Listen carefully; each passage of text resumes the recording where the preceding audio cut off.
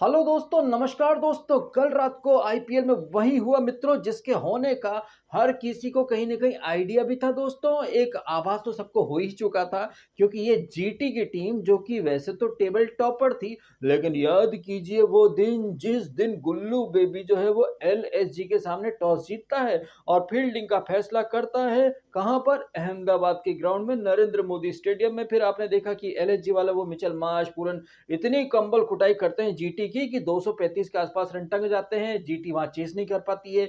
यही जीटी अगले मैच में सीएसके के अगेंस्ट फिर से टॉस जीतती है दिन के मैच में, और फिर से जीटी का जो गुल्लू बॉय है ये टॉस जीत करके फील्डिंग का फैसला करता है और ये कहता है कि wicket will become easier to bat and score run, तो we would like to chase. And क्या चेस कर पाए क्या नहीं कर पाए, आपने देखा सीएसके वाले धागा खोल करके कहीं ना कहीं एमआई का एक रास्ता आसान कर जाते हैं। तो जीटी की टीम जो कि पिछले 3 मुकाबले, अगर हम कल रात का मैच भी ऐड कर दें, कल भी चेस नहीं कर पाई, उसके पहले सीएसके के अगेंस्ट वहां चेस नहीं कर पाई, और उसके पहले एलएसजी के अगेंस्ट भी ये लोग चेस नहीं कर पाए। तो जीटी वाले कहां हार रहे हैं ये तो आपको पता चल ही रहा है। कहने का मतलब यह है मित्रों कि ये गुजरात टाइटंस उर्फ जीटी जो कि अब से 1 वीक पहले तक नंबर 1 पर बैठी हुई थी, ऐसा लग रहा था कि भाई अब इन्हें कोई नंबर 1 से हटा नहीं पाएगा, लेकिन यही तो आईपीएल है भाई साहब। पंजाब और आरसीबी पीछे से आते हैं, जीटी को नंबर 1 से हटाकर नंबर 3 पर भेज देते हैं, और कल रात को ये नंबर 3 पर बैठी हुई जीटी नंबर 4 पर बैठी हुई एमआई से बुरी तरह से हार जाती है। और जैसा कि जीटी की कहानी रही है पिछले 3-4 मैचेस में,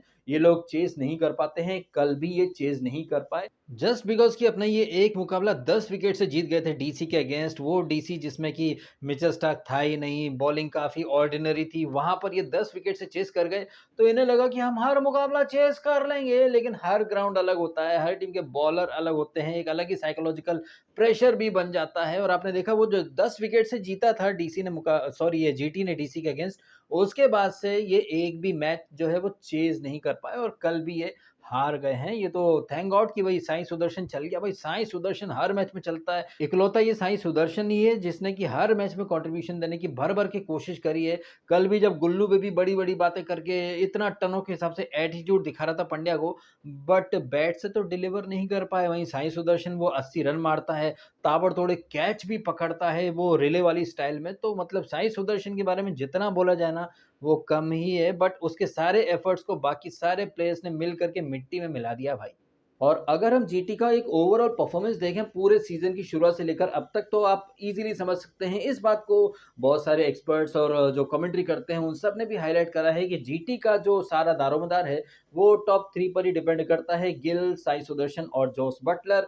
कल जॉस बटलर नहीं थे और शुभमन गिल, गुल्लू बॉय भाई इतने अलग ही एटीट्यूड में था, वो हार्दिक पांड्या से हाथ भी नहीं मिलाता है। आफ्टर ऑल भाई वो टेस्ट कैप्टन बन चुका है तो उसका घमंड में आना लाजमी है, लेकिन इतना घमंड में आकर आप उखाड़ तो कुछ नहीं पाए। आपने ले दे करके सिर्फ 1 रन बनाया। आपकी टीम 228 का जवाब देते देते 208 पर आके रुक जाती है, 20 रन से हार जाते हैं। तो गुल्लू बॉय अगर 20 रन 19 रन बना जाता तो मैच का नतीजा कुछ और हो सकता था, लेकिन नहीं, गुल्लू बॉय को तो अलग ही एटीट्यूड था टॉस के टाइम पर। फिर बाद में भी आपने देखा अलग ही तेवर लेकर के चल रहा था। अकेला साई सुदर्शन और वॉशिंगटन सुंदर, जिसको कि पूरे टूर्नामेंट में 2-3 मैचेस ही खेलने को मिले हैं, लेकिन वॉशिंगटन सुंदर ने मेक श्योर करा कि जब भी उसे बल्लेबाजी या गेंदबाजी का मौका मिले तो वो अपना बेस्ट दे करके आए और एक इंप्रेशन तो छोड़े। एसआरएच के अगेंस्ट भी उसने काफी अच्छी अटैकिंग इनिंग खेली थी, कल भी बढ़िया इनिंग खेल रहा था, लेकिन बूम बूम बुमराह की सुपर परफेक्ट यॉर्कर ने कैसे मतलब नेस्तो नाबूद कर दिया वॉशिंगटन सुंदर और जीटी की उम्मीदों को एक साथ, ये तो आपने देख ही लिया। वहीं मुंबई की बल्लेबाजी की बात करें तो भाई रोहित शर्मा, जिसके एक नहीं दो दो कैचेस छूटते हैं, और रोहित शर्मा के साथ था जेबी। जेबी मतलब कौन? जॉनी बेस्टो नहीं, जितेंद्र भटावड़ेकर, जिसके बारे में आईपीएल शुरू होते से ऐड आने लग गए थे ना कि हमारे पास जितेंद्र भटावड़ेकर है। हालांकि ये बात अलग है कि बहुत सारे लोगों ने ये जो एम्पायर्स हैं इन्हें जितेंद्र भटावड़ेकर उर्फ एमआई का इम्पैक्ट सब बोल करके प्रमोट करना शुरू कर दिया, बट कल एक्चुअली में जेबी यानी जितेंद्र भटावड़ेकर उर्फ जॉनी बेस्टो आता है, ताबड़तोड़ 40 मार जाता है। रोहित शर्मा के कैचेस छूटते हैं, वो 80 मार जाता है। और रोहित शर्मा के कैचेस किसने छोड़े भाई? वो जेराल्ड गोएट्जी, जो कि एक सीजन पहले तक एमआई का ही प्लेयर था। तो एमआई का जो स्लीपर सेल है गोएट्जी, वो कल ऑन ड्यूटी था। पहले तो एमआई के स्लीपर सेल यानी गोएट्जी ने रोहित शर्मा का आराम से पकड़ा जाने वाला लड्डू टाइप का कैच छोड़ दिया, बाद में बॉलिंग के टाइम पर खुल करके रन लुटाए और उसका बखूबी साथ दिया कुशल मेंडिस ने। उसने रोहित का भी कैच छोड़ा, उसने सूर्य कुमार यादव का भी कैच छोड़ा और फिर बाद में अच्छी भली वो बैटिंग कर रहा था, सडनली वो हिट विकेट हो जाता है, अपना ही पैर वो स्टंप पर मार देता है और ये जो जीटी की जो इनिंग जो कि अच्छा मोमेंटम एक क्रिएट कर रही थी, सडनली वहां पर एक स्पीड ब्रेकर आ जाता है। लेकिन इन सारी चीजों को आपने फिक्सिंग नहीं बोलना है, आपने बिल्कुल भी फिक्सिंग नहीं बोलना है, आपने इन चीजों को नॉर्मल तरीके से लेना है। इन्हें बिल्कुल भी फिक्सिंग या फिर ये प्लेयर्स बिक गए, एम्पायर्स बिक गए, इस तरह की पिपड़ी नहीं बजानी है, क्योंकि भाई आईपीएल में तो ये सारी चीजें होती का ही, तो डीएसके कुछ भी बोलता रहता है। आप प्लेयर हैं, कभी कभार कैच छोड़ देते हैं, प्लेयर्स हैं जो कि मसल मेमोरी लेकर के चलते हैं, हिट विकेट कभी कभार हो भी जाते हैं, एम्पायर्स भी कई बार वाइड नहीं देता है, वाइड दे देता है, नो बॉल, ये बॉल वो, ये सब नॉर्मल है भाई साहब। और मुंबई के सामने ये चीजें तो नॉर्मल ही होती हैं, क्योंकि आजकल का एक ट्रेंड बन चुका है कि जो आपको दिख रहा है, जो आपको फील हो रहा है, आपको वो नहीं बोलना है। आपको सिर्फ जो फैंस होते हैं ना, उन्हें खुश करने के लिए कुछ लोग पीपड़ी बजाते हैं कि मुंबई जीतेगी तो हम फिक्सिंग नहीं बोलेंगे, ये नहीं बोलेंगे, हम तो एमआई के लिए स्टैंड लेंगे, आरसीबी को अगर कुछ चीजों का बेनिफिट मिलेगा तो नहीं भाई, वो क्रिकेट के बेसिस पर आगे गई है, ये वो। तो क्या है कि भाई तलवा चाटो, फैंस को खुश करो, क्योंकि आजकल क्या है ना कि लोग फैंस को खुश करने में लगे हैं, और फैंस जो हैं वो अपनी फेवरेट टीम या अपने फेवरेट प्लेयर के अगेंस्ट कुछ भी नहीं सुन सकते हैं। कुछ भी अगर उन्होंने सुना तो वो गाली गलौज पर उतारू हो जाते हैं। तो लोग क्या है कि ऐसे फैंस से बहुत ज्यादा डरते हैं, इसलिए पतली गली से एक रास्ता निकाल लेते हैं और डिप्लोमेसी के रास्ते पर चलकर अरे नहीं कोई फिक्सिंग नहीं है, कोई फिक्सिंग नहीं है। बट वही लोग फिर अपने वीडियो में लाइव आकर के ये भी बोलते हैं कि भाई अंबानी के लिए सोफा क्यों रखा जाता है, बाकी सारे जो ओनर्स है वो तो ऊपर बैठते हैं, खुद वो ये चीज भी करते हैं, बट जब बात आती है अंबानी पावर की तो वहां पर नहीं नहीं नहीं नहीं भाई साहब, कोई फिक्सिंग नहीं है, कुछ ये नहीं है। जबकि ये जो कैचेस छूटे हैं या जो हिट विकेट हुए हैं, एम्पायर्स के कुछ कॉल्स जहां पर वाइड हो सकती थी नहीं दी गई, जब मुंबई के बैट्समैन रिव्यू लेते हैं तो भाई साहब वहां पर अलग ही एक दांव पेच खेला जाता है।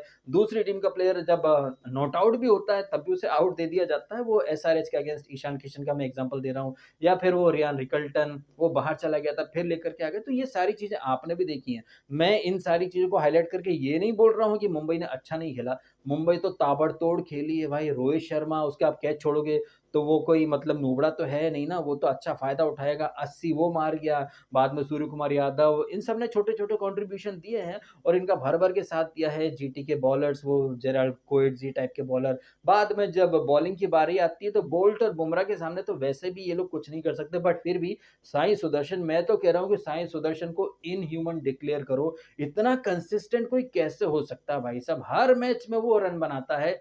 कल भी आपने देखा कि जैसे ही वो ट्रेंट बोल्ट की बॉल पर ये एलबीडब्ल्यू होता है, शुभमन गिल ज्यादा कुछ उखाड़ नहीं पाता है।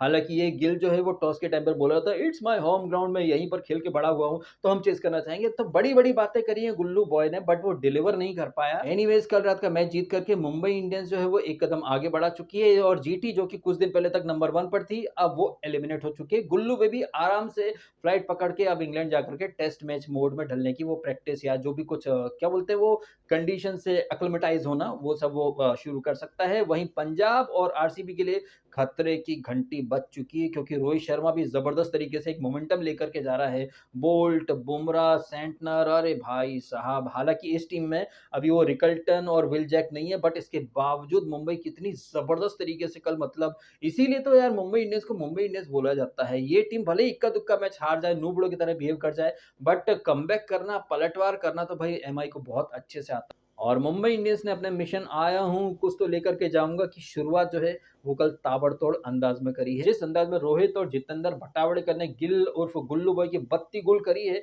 इसके बारे में आपका क्या है कहना, कमेंट अवश्य कीजिएगा। फिलहाल अपने समय निकालकर वीडियो देखा, आपका बहुत बहुत धन्यवाद। Thank you so much.